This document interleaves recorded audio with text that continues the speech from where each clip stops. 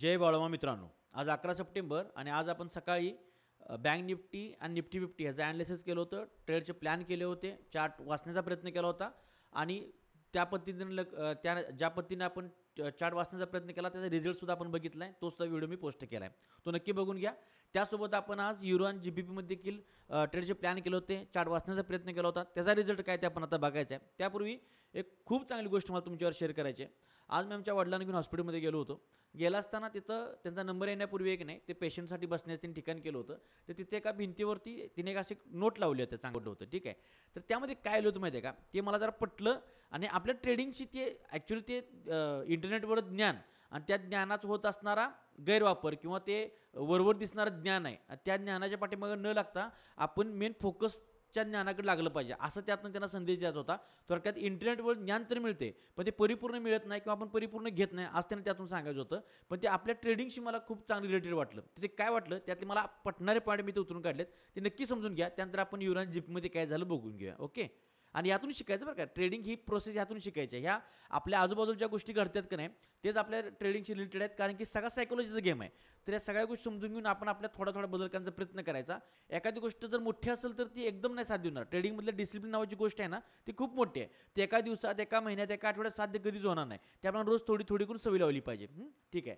तर तिथं काय काय लिहिलं ते बघा, ते पॉईंट समजून घ्या. एकूणच इंटरनेटवरती असणारा जे काही ज्ञानाचा भंडार आहे आणि त्याचा होत असणारा गैरवापर किंवा ते आपल्याला काही सुचून देत नाही असं त्यांना सांगायचं होतं. आणि खऱ्या अर्थानं मेन ज्ञानाकडं किंवा मेन त्या ज्ञानाच्या मोठोकडं, मेन त्या गाभाऱ्याकडं आपल्याला जाऊन देत नाही.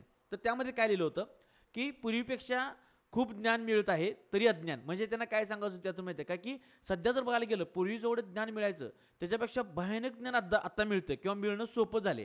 पण तरीसुद्धा लोकांच्यात अज्ञान आहे का, कारण की ह्या ज्ञानाचा एवढा भरीमार झाला आहे की इतकं ज्ञान मिळायला लागले, लोकांच्या हातामध्ये मोबाईल इतकं ज्ञान यायला लागले की त्यांना कुठलं ज्ञान घेऊ, कधी घेऊ, किती घेऊन, कसं घेऊ हेच कळण झाले. त्यामुळे इतकं ज्ञान येऊन आता लोक अज्ञान राहिले आहेत पहिल्यापेक्षा, आज त्यांना थोडक्यात सांगायचं होतं. दुसरा पॉईंट त्यांनी सांगितला, लोक जे वाचतात ते समजून घेण्यासाठी नाही तर वादविवाद घालण्याची जी स्पर्धा आहे ते जिंकण्यासाठी. थोडक्यात लोकांना तर वाचायचं आहे, पण जी काय वाचतात येत नाही त्यातली मोस्ट ऑफ लोक आहेत ते वाचण्यासाठी करतात की त्यांना कुठल्या तर वादविवादामध्ये जिंकता यावं किंवा मी कसं श्रेष्ठ आहे, मला किती चांगलं नॉलेज आहे, मला कसं कळते जास्त, हे दाखवण्यासाठी ते वाचायचा प्रयत्न करतात मोस्ट ऑफ लोक त्यातली. ठीक आहे. म्हणजे वादविवादामध्ये जिंकता यावं, मला नॉलेज चांगलं आहे असं दुसऱ्यांना कळावं, हाही भानगड चाललेलं आहे. ठीक आहे. नंतर तिसरा पॉईंट त्यांनी सांगितला की या इंटरनेटच्या माध्यमातून काय होते माहिती आहे का, सगळ्यातलंच आपण जरा जरा ज्ञान घेतोय. म्हणजे कुठली एक गोष्ट पकडली त्यात सगळं ज्ञान घेत बसत नाही, सगळ्यातलं हे जरा ते जरा हे जरा ज्ञान असं घेत राहतोय आणि सगळ्यातलं जरा जरा ज्ञान प्राप्त होतं आपल्याला आणि आपल्याला असं वाटतं की मला सगळंच ज्ञान प्राप्त आहे. पण ॲक्च्युली झालं असते काय, न कळत आपल्याकडून सोशल मीडियाच्या माध्यमातून सगळ्याच गोष्टीत फक्त जरा जरा ज्ञान आलं असते की आपण त्याला काय म्हणते वरच्यानुसार तवंग आला असते. पण समजूत आपली अशी होत्या की मला सगळंच आता यायला लागले, मला सगळं जमते, पण ते तसं नसते. त्यानंतर त्यांनी चौथा मुद्दा काय सांगितला होता की सतत स्क्रोलिंग. काय सांगितले त्यांनी, हे सोशल मीडिया तुम्हाला सतत स्क्रोलिंग करायला भाग पाडते का, कारण की तुमचं व्यसन हा त्यांचा नफा आहे. म्हणजे तुम्ही सतत स्क्रोलिंग करत गेलं पाहिजे. तुम्ही जर स्क्रोलिंग करत थांबवलं की तुम्ही एकच गोष्ट जास्त शिकायला लागला तर ह्यांना त्यात फायदा नाही. तुम्ही सारखं स्क्रोलिंग करत गेलं पाहिजे, हे बघू ते बघू हे बघू ते बघू केलं पाहिजे, रोज तेच केलं पाहिजे आणि हे तुम्हाला व्यसन लागलं पाहिजे आणि हे व्यसन लागलं तरच त्यांचा त्यामध्ये नफा आहे. तुम्हाला पूर्ण ज्ञान कधी मिळवून द्यायचं नाही. अशा सोशल मीडियाच्या माध्यमातून किंवा सोशल मीडियामुळे ते व्हायला लागले किंवा एकूणच इंटरनेटच्या जगामुळं, असं त्या नोटमध्ये लिहिलं होतं.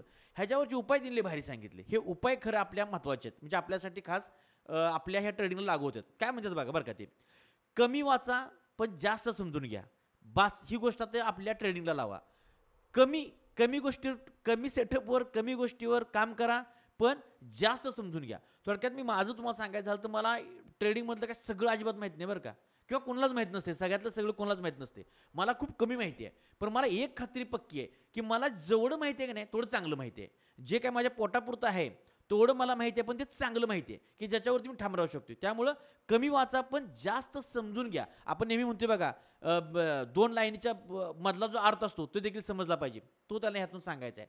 तुने अनेक मुद्दा मांडला की अन्न निवडता तसं ज्ञान निवडा.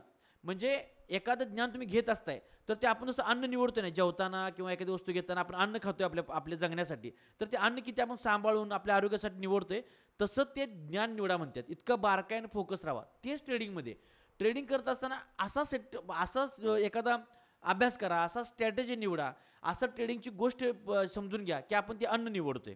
ठीक आहे. तिसरा मुद्दा त्यांनी सांगितला होता, विचारा मी पाहतो ती गोष्ट ती मला फक्त माहिती देत्या का मला ज्ञान देत्या का मला परिपूर्ण आहे ती. थोडक्यात काय तुम्ही जे सोशल मीडियावर पाहताय आज त्यांना म्हणायचं होतं की ती स्वतःला विचारायचं पाहण्यापूर्वी किंवा पाहत असताना ही जी गोष्ट माझ्या पुढे बघावली ट्रेडिंगच्या बाबतीत आपण बघूया. ही गोष्ट मी काय ट्रेडिंग संबंधात बघायला लागलोय, ही गोष्ट मला माझ्या ट्रेडिंगच्या ज्ञानामध्ये भर टाकायला लागल्या, माझ्या स्किलमध्ये भर टाकायला लागल्या, मला ह्याच्यातून 4 पैसे उद्या कमवायला काहीतरी मदत होऊ शकते. असं होते का मला खोटी स्वप्न दाखवायला लागल्या, मला काय ह्याच्यातून फायदा नाही, मी उगाच हे बघून उगाच खुश व्हायला लागलोय, काय कारण नाही किंवा उगाच दुःखी व्हायला लागलोय. ठीक आहे, त्यामुळं जी गोष्ट बघतोय ट्रेडिंग संदर्भात त्या गोष्टी मला माझ्या ज्ञानामध्ये फायदा होतोय का, होत असेल काय मी एक पाऊल पुढे जाणार असेल 100% योग्य गोष्ट बघा. पण ती बघून उगीच काहीच त्याला अर्थ नाही, खोटे स्वप्न बघितल्यासारखं वाटायला आले तर ती बघणं चूक आहे. ती फक्त आपल्याला काय करणार आहे, त्या ज्ञानाच्या जाळात अडकवणार आहे. त्यानंतर सगळ्यात शेवटी तिने काय सांगितलं माहिती आहे का, की एकदा म्हणजे त्यांना सांगायचं एखाद्या गोष्टीत तुम्ही ज्ञान येत्यास तुम्हाला वाटायला लागलं किंवा थोडं थोडं आल्यास वाटलं तर परत तुम्ही त्या गोष्टीच्या डीपमध्ये ज्ञानाच्या कधी जात नाही. थोडक्यात आपल्या ट्रेडिंगच्या बाबतीत जर तुम्हाला सांगायचं झालं, तुम्ही एकदा ट्रेडिंगमध्ये आल्यानंतर 2-3 वर्ष झाली की नाही आणि सगळ्यातलं जरा जरा जरा जरा शिकला, त्यानंतर आपण काय होते माहिती आहे का, आपल्याला सगळ्यातलं जरा जरा माहीत असते, कुठली गोष्ट एक पक्की माहीत नसत्या. ह्याचा परिणाम असा होतोय की आपल्याला वाटू लागते की मला सगळं माहिती आहे, पण खरी गेम अशी असते की आपल्याला काय माहीतच नाही. सगळ्यातलं जरा जरा माहिती आहे पण खरी खेळ कुठं आहे, एक छोटी गोष्ट असून दे ती परिपूर्ण माहिती असली पाहिजे. पण आपल्याला असं सगळंच माहिती आहे, सगळंच माहिती आहे, त्यामुळे सगळा घोळवायला लागलाय. आणि 2-3 वर्ष ट्रेडिंगमध्ये घालल्यामुळं आपण स्वतःला अनुभवी समजतोय, मी एक्सपिरियन्स ट्रेडर असं समजतोय स्वतःला. त्यामुळं कुठून तरी पुन्हा शिकायला सुरुवात करणं किंवा पुन्हा कुणाकडून तरी शिकून घेणं हे आपलं मन तयार होत नाही. कारण वाटतं की मी एवढ्या वर्ष 3-4 वर्ष घासल्या, एवढे पैसे घालवले आहेत, एवढा अनुभव आहे, मी आता काय शिकायचं आहे, मला सगळं माहिती आहे, ह्या आपण एका विचारात राहतोय पण ते खरं नाही. त्यामुळं आपण स्वतःला कसं सावरलं पाहिजे. एकतर तुम्ही बिगनर असाल तर खूप चांगली गोष्ट आहे, मग अगदी पहिल्यापासून ज्या गोष्टीचा विचार करून शिका, बारकाईने निवडा, कमी शिका कर व्यवस्थित शिका. आणि समजा आपले 2-3 वर्ष गेले असतील तरीसुद्धा स्वतःला विचारा की खरोखर मला सगळं माहिती आहे का. सगळं माहीत राहून दे पण मला ज्या गोष्टीवर काम करायचं आहे नेमकेपणानं ती मला पक्की माहिती आहे का. ती पक्की माहीत असेल तर 100%, आणि नसेल कुठेतरी घोडं पाणी पिते असं वाटत असेल तर मग कुठेतरी आपण शिकलं पाहिजे. हे स्वतः मला सांगा, सगळी पाटी कोरी करा, सगळी पाटी पुसून टाका ट्रेडिंगची, पुन्हा नव्यानं सुरुवात करा. पुन्हा नव्यानं 5-6 महिन्याचा खेळ आहे का, तुम्हाला सगळं बेसिक बऱ्यापैकी थोडंफार क्लिअर ते झालं असलं 4-5 महिन्याचा खेळ आहे, पहिल्यापासून सुरुवात करा, परफेक्ट होऊन जाईल. इतकंच मला सांगायचं आहे. बाकी आता आजचा कसा रिझल्ट झाला बघूया आपण. हा युरोचा चार्ट आहे पहिला.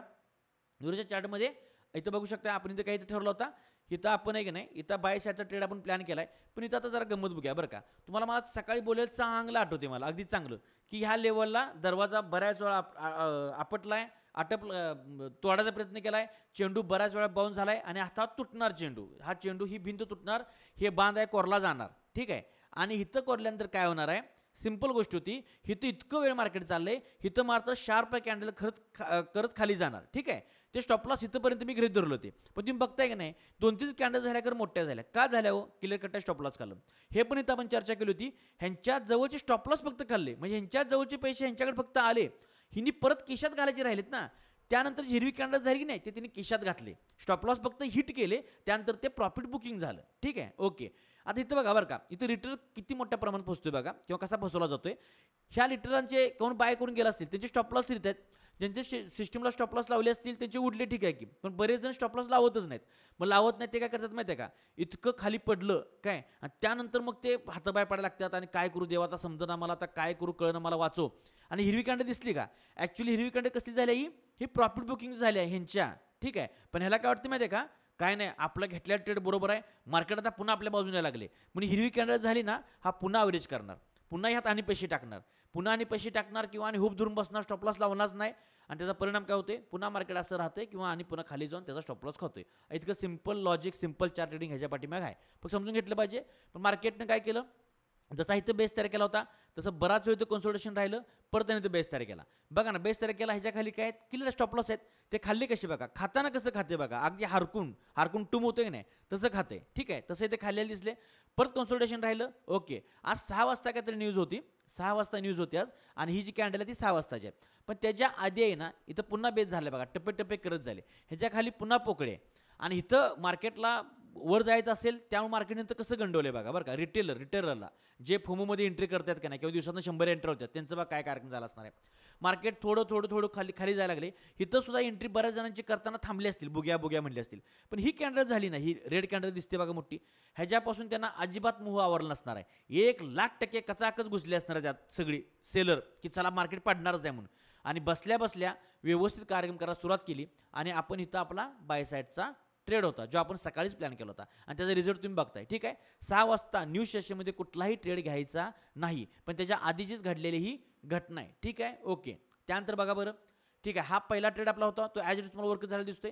त्यानंतर न्यूज सेशनची कॅन्डल असल्यामुळं ह्या कॅन्डलमध्ये ट्रेड घ्यायचा प्रश्नच येत नाही. पण तुम्ही फक्त बघा, त्यानंतर आपण ह्या लेवलला आपण सेल साईडला जाणार होतो. बरोबर एक्झॅक्ट ह्याच लेवलला येऊन मार्केटनं शार्प खालची रॅली दिली आहे. ती लेवल टू लेवल म्हणजे ते न्यूजमुळे आपण ट्रेड घेणार नाही, पण आपल्या लेवल फक्त किंवा आपण जे प्लॅन केलं होतं ते कशा प्रकारे वर्क होते बघा.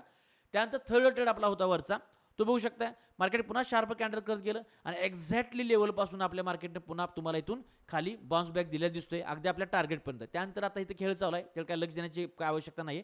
इथं पहिल्यांदा आपलं काम परफेक्ट झालेलं आहे. ठीक आहे, आता जर आपण GBP मध्ये जर बघितलं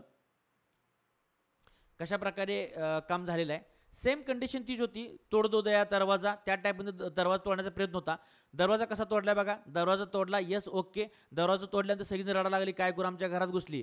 पण त्यानंतर हे प्रॉफिट बुकिंग झालं, पण ते वाटलं की माझ्यासाठीच झाले, मार्केट वर येणार आहे.